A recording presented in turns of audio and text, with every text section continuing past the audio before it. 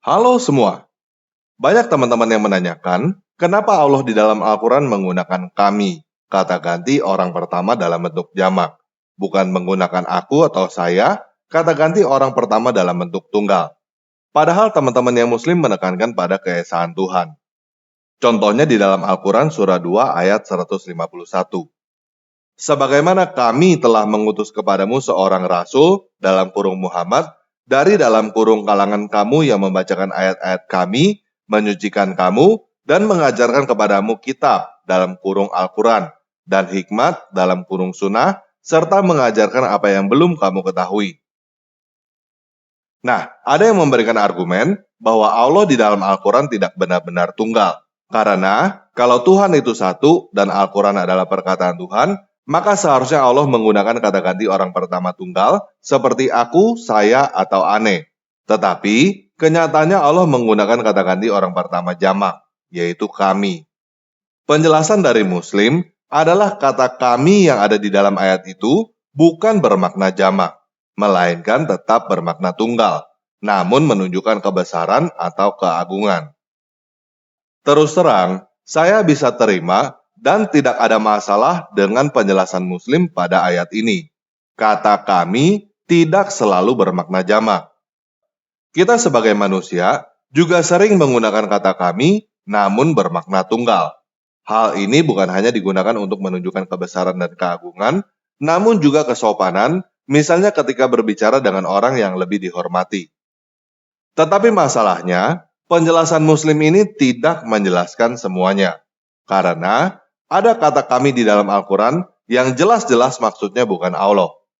Kata kami yang saya maksud bukanlah ketika Allah mengutip perkataan pihak lain atau ketika Allah sedang menyuruh nabinya berkata sesuatu, seperti di dalam Al-Quran surah 6 ayat 151. Katakanlah dalam kurung Muhammad, marilah aku bacakan apa yang diharamkan Tuhan kepadamu. Janganlah mempersekutukannya dengan apapun. Berbuat baik kepada ibu bapa, janganlah membunuh anak-anakmu karena miskin.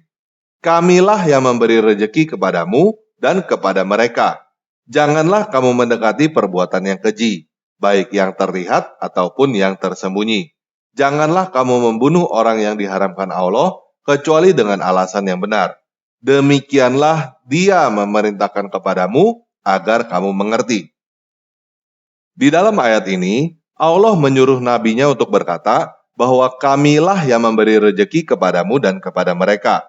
Bukan berkata, Allah lah yang memberi rejeki kepadamu dan kepada mereka. Siapakah kami yang dimaksud di dalam ayat ini?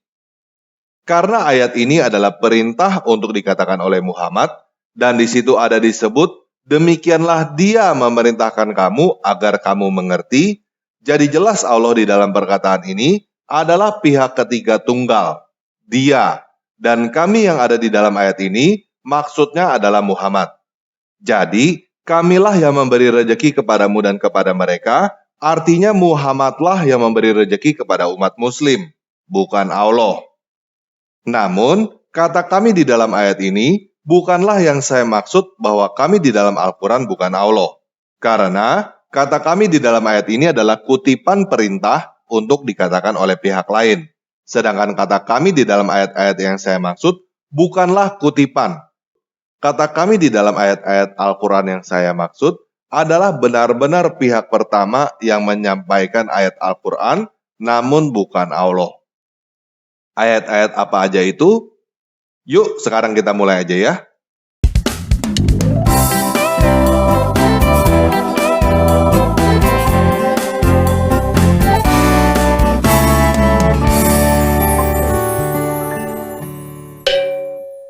Nah, ayat pertama adalah Al-Quran surah 19 ayat 64. Dan tidaklah kami dalam kurung Jibril turun kecuali atas perintah Tuhanmu. Miliknya segala yang ada di hadapan kita, yang ada di belakang kita, dan segala yang ada di antara keduanya.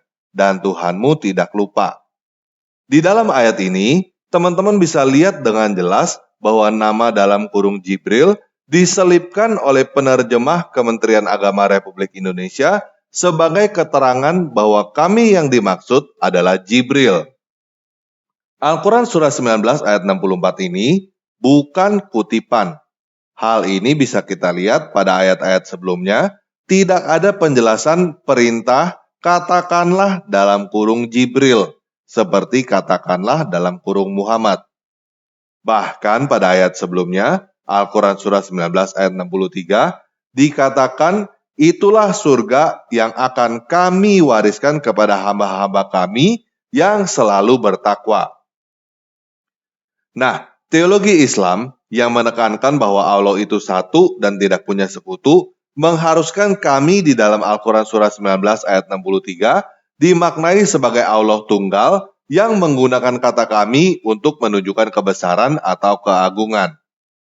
Bagi Muslim, Al-Quran Surah 19 ayat 63 tidak mungkin artinya itulah surga yang akan Jibril wariskan kepada hamba-hamba Jibril yang selalu bertakwa. Dan juga tidak mungkin artinya itulah surga yang akan Allah dan Jibril wariskan kepada hamba-hamba Allah dan Jibril yang selalu bertakwa. Karena jika kami yang dimaksud di dalam Al-Quran Surah 19 ayat 63 adalah Jibril atau Allah dan Jibril, maka itu artinya mempersekutukan Allah dengan Jibril. Itu adalah dosa besar di dalam Islam. Jadi, kami yang dimaksud di dalam Al-Quran Surah 19 ayat 63, maksudnya adalah Allah. Itulah surga yang akan Allah wariskan kepada hamba-hamba Allah yang selalu bertakwa. Sampai di sini paham ya?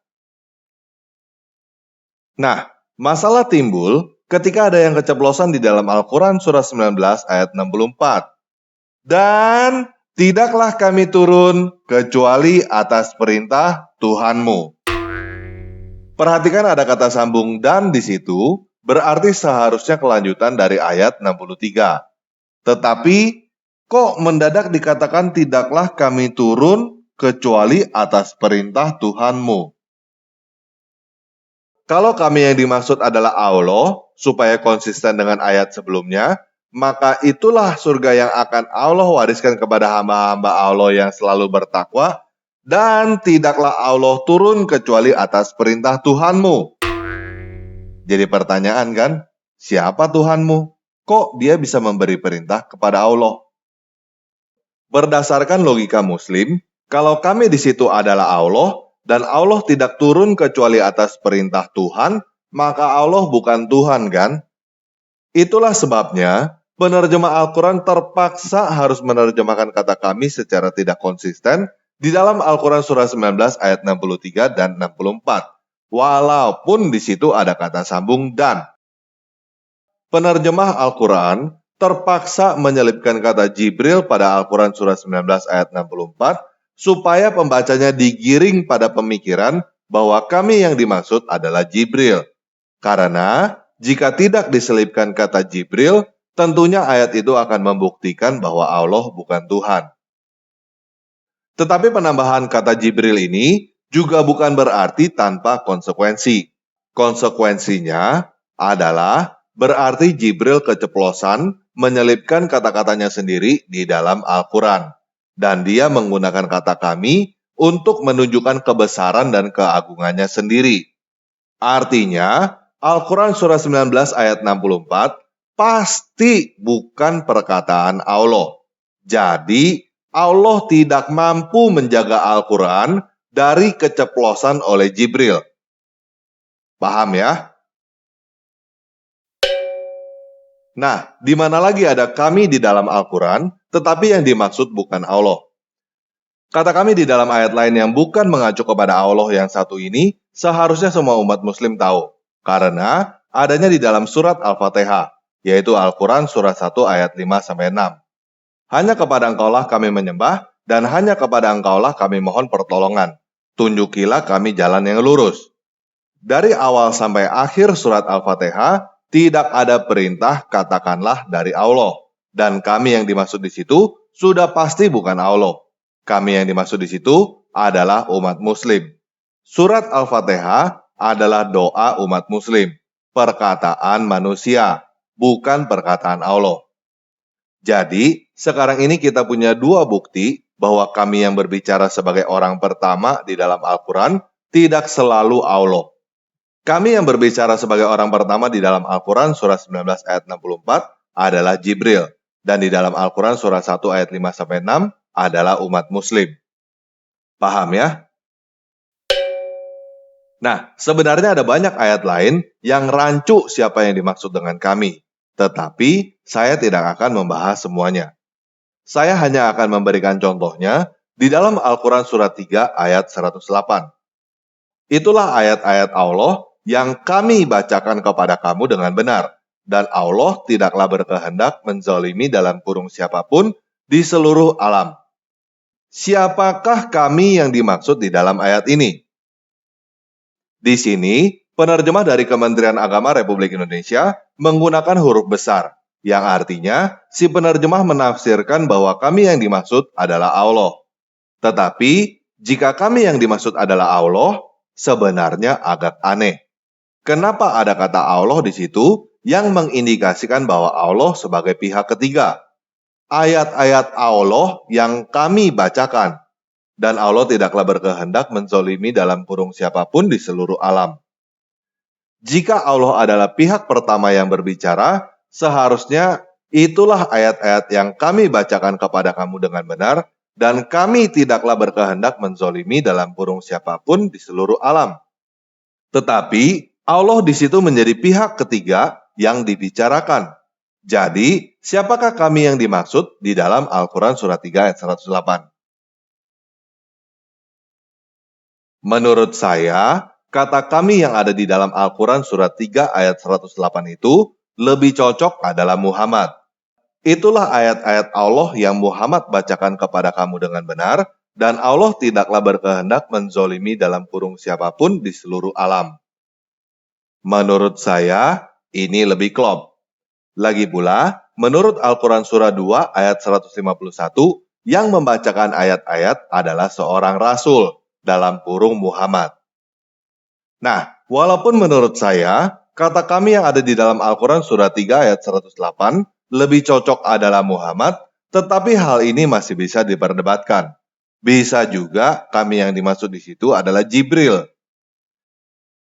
Ada banyak kata kami di dalam ayat-ayat Al-Quran yang rancu seperti Al-Quran surah 3 ayat 108. Kami pada ayat-ayat itu bukan kutipan, yang artinya adalah orang pertama yang berbicara, dan sangat aneh jika kami yang ada di situ adalah Allah. Karena kata kami di dalam ayat-ayat seperti Al-Quran surah 3 ayat 108 itu rancu, jadi saya tidak menjadikannya sebagai bukti bahwa yang berbicara di dalam ayat itu bukan Allah. Saya hanya memberikan dua ayat yang pasti dan tidak bisa dibantah bahwa bukan Allah yang dimaksud dengan kami sebagai orang pertama yang berbicara di dalam Al-Quran, yaitu Al-Quran surah 19 ayat 64 dan surat Al-Fatihah.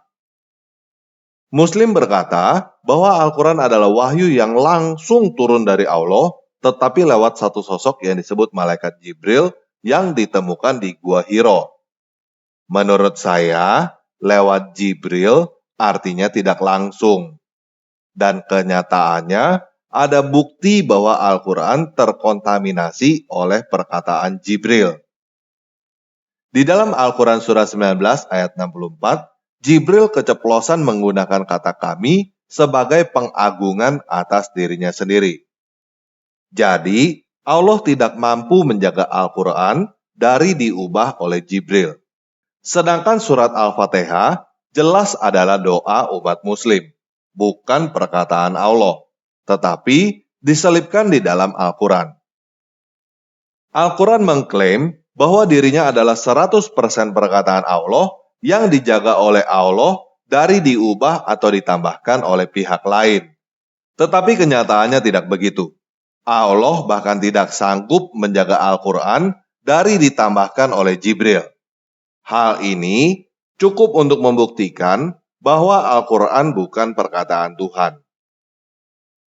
Oke, sekian video kali ini. Yesus Kristus penguasa saya mengasihi kamu.